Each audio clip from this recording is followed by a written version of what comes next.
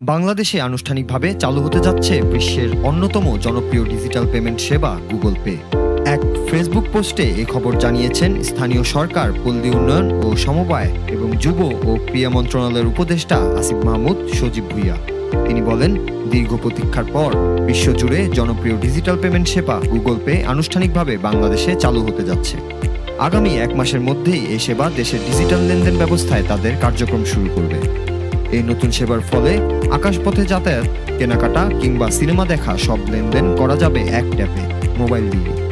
প্রথম ধাপে সিটি ব্যাংকের গ্রাহকরা তাদের ভিসা ও মাস্টার কার্ড গুগল ওয়ালেটের সঙ্গে যুক্ত করতে পারবে। যে কোনো এনএফসি সাপোর্টের দোকানে বা টার্মিনালে ট্যাপ অ্যান্ড পে সুবিধা পাবেন তারা।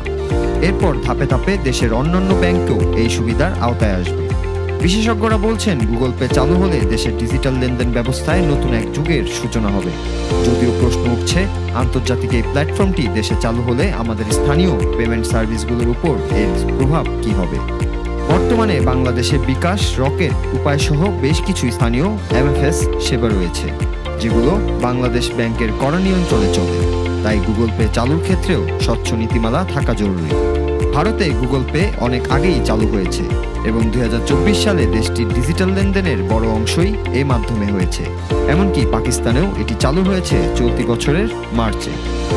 বাংলাদেশ ব্যাংকের অনুমতি ছাড়াই গুগল ওয়ালেট ব্যবহার করা যাবে, তবে ব্যাংকগুলোকে আগেই কেন্দ্রীয় ব্যাংকে জানাতে হবে, আর গ্রাহকদের কোনো লেনদেন ফি দিতে হবে না, যতক্ষণ না পর্যন্ত লেনদেনটি আন্তর্জাতিক সার্ভারে প্রক্রিয়াকরণ হয়।